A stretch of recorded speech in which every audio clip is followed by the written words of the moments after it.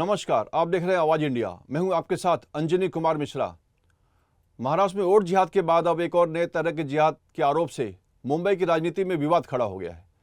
आरोप लगाया है सत्ता पर काबिज महायुति के सहयोगी शिवसेना शिंदे गुट के नेता संजय निरुपम ने। महाराष्ट्र सहित देश की राजनीति में लव जिहाद और जिहाद जैसे आरोप आपने नेताओं के द्वारा सुने होंगे।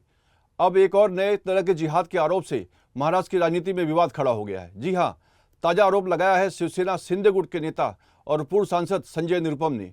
संजय निरुपम ने महाराष्ट्र में हाउसिंग जिहाद का आरोप लगाया है। संजय निरुपम का कहना है हिंदुओं को छोड़ना पड़ सकता है मुंबई। संजय निरुपम ने मुस्लिम बिल्डरों पर हिंदू बहुल इलाकों को मुस्लिम बहुल बनाने की साजिश का दावा किया है। उन्होंने एकनाथ शिंदे को पत्र लिखकर मामले की जांच की मांग की है।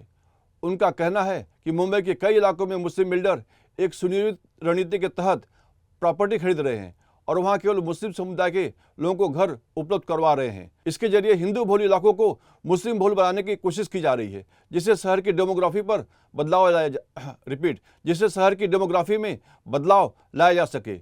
बाइट संजय निरुपम। आप सभी लोगों का सबसे पहले हार्दिक स्वागत। लंबे समय के बाद मैं प्रेस कॉन्फ्रेंस के लिए आया हूँ।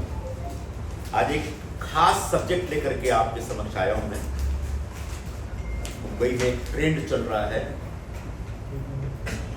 और उस ट्रेंड का नाम है हाउसिंग जिहाद। मुंबई में एसआरए के माध्यम से जो रीडेवलपमेंट के प्रोजेक्ट चलाए जा रहे हैं उसमें हाउसिंग जिहाद हो रहा है। आप पूछेंगे हाउसिंग जिहाद क्या है? यह पूरा जो अभियान है मुंबई के मुस्लिम बिल्डर्स जो डेवलपर्स हैं वो कर रहे हैं। वो एक पर्टिकुलर स्कीम ले रहे हैं, फ्रॉडुलेंटली उस स्कीम में नंबर ऑफ हटमेंट्स बढ़ा करके उनको मुस्लिम लोगों के नाम पे अलॉट कर रहे हैं।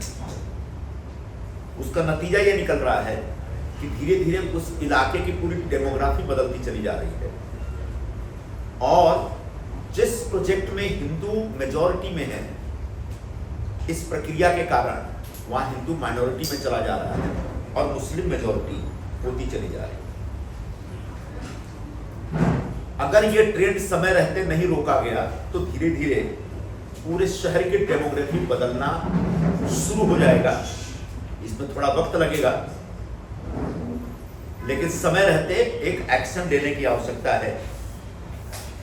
या तो अलग अलग इलाकों में मुस्लिम घेटो बन जाएंगे, या जैसे मराठी भाषिक लोग मुंबई के डेवलपमेंट के नाम पे धीरे धीरे यहाँ से मुंबई से निकल करके वसई, विरार और डोंबिवली इलाकों में जाकर रहने के लिए मजबूर हो गए, वैसे ही धीरे धीरे एक ऐसा ट्रेंड आ सकता है कि मुंबई के हिंदू यहाँ से धीरे धीरे मुंबई से बाहर जाने लगेंगे। इसलिए इस ट्रेंड पर प्रकाश डालने के लिए और ट्रेंड कैसे चल रहा है इसकी जानकारी देने के लिए मैं आपके पास आया हूँ।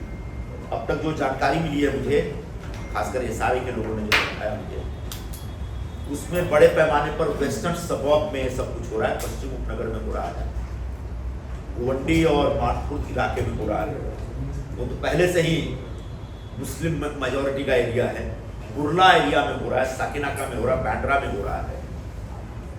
आज पूरे ट्रेंड को समझाने के लिए एक सैंपल के तौर पर 2 टेस्ट केस मैं आपके सामने पेश करूंगा कि कैसे हो रहा है। ये दोनों केस जोगेश्वरी ओशिवरा के हैं और दोनों प्रोजेक्ट के जो डेवलपर हैं वो हैं चांदीवाला एंटरप्राइजेस प्राइवेट लिमिटेड, मतलब चांदीवाला बिल्डर जिसको आप कहते हैं। ये चांदीवाला बिल्डर जो थे पहले हुमायूं चांदीवाला हुआ करते थे। दिल्ली स्टेशन के पास उनका बहुत बड़ा डेम था, मतलब वो जुए का अड्डा चलाते थे। बाद में बिल्डर भी बन गए थे, वो अब नहीं रहे, उनके बच्चे चलाते। और दोनों जो प्रोजेक्ट है सारे का प्रोजेक्ट है। एक है ओशिवरा पैराडाइज सहकारी गृह निर्माण संस्था, ओशिवरा पैराडाइज सहकारी गृह निर्माण संस्था, ओशिवरा पैराडाइज सहकारी कोऑपरेटिव गृह निर्माण संस्था। और दूसरा केस है श्री शंकर गृह निर्माण सहकारी संस्था, श्री शंकर गृह निर्माण सहकारी संस्था। दोनों प्रोजेक्ट को मैंने जो स्टडी किया, जो जानकारी, जो सारे पेपर मुझे मिले, कि कैसे हिंदू मेजॉरिटी वाली सोसाइटी को मुस्लिम सोसाइटी में कन्वर्ट कर दिया गया और कैसे मुस्लिम डेवलपर मुस्लिम मेंबर्स के नाम पर मल्टीपल घर पास कराए जा रहे हैं। ये सारे का रूल ये है कि चूंकि ये टेनेंट के लिए है तो एक आदमी को एक ही घर मिल सकता है। यहां तक कि अगर एक व्यक्ति के पास 2 घर है, एक उसके नाम पे उसकी पत्नी के नाम पे, तो भी उसको एक ही घर मिलता है। हम आपको आगे बताएंगे कैसे दर्जनों घर मिल रहे हैं एक ही व्यक्ति के नाम पे। अगर झोपड़पट्टी में किसी की दुकान है तो उसकी एक दुकान होगी, 2 दुकान, 19 दुकानें नहीं हो सकती। कि हम आपको बताएंगे कैसे एक ही व्यक्ति के नाम से 19 स्ट्रक्चर पास कराए जा रहे हैं। तो पहला प्रोजेक्ट लेते हैं हम पैराडाइज सोसाइटी का। ये पैराडाइज 2 है। इसमें एक किताबुल्ला परिवार है। किताबुल्ला भाइयों के नाम पे 30 घर कर दिए गए। किताबुल्ला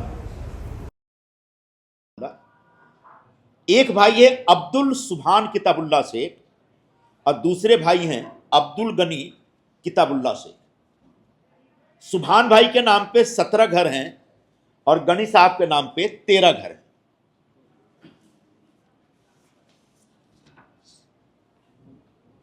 ये है एनेक्सर है, एनेक्सर 2 जिसको बोलते हैं। मौजे ओशिवरा अंधेरी नगर रूपनाथ 488 क्लस्टर या मिलकर ओशिवरा पैराडाइज 2 सहकारी गृह निर्माण संस्था।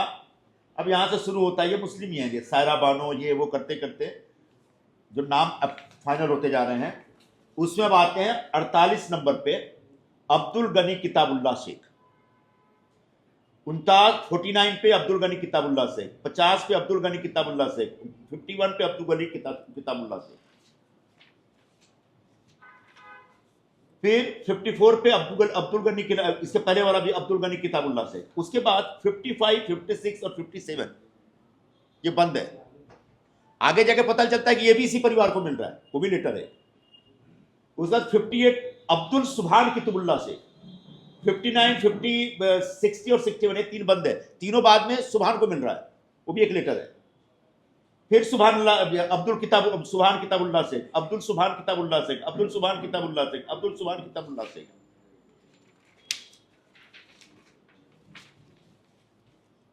फिर आ रहा है अब्दुल सुभान किताबुल्ला, अब्दुल सुभान, अब्दुल सुभान, अब्दुल सुभान, फिर अब्दुल गनी, बंद बंद, ये दोनों बंद, फिर गनी को मिलता है। आगे लिखा हुआ है कि बायोमेट्रिक सर्वेक्षण अब्दुल गनी किताबुल्ला शेख असून स्थल पाहणी अहवाल मध्ये बंद दर्शवण्यात येत आहे। बायोमेट्रिक सर्वेक्षण अब्दुल गनी किताबुल्ला शेख असून स्थल पाहणी अहवाल मध्ये बंद दर्शवण्यात येत आहे।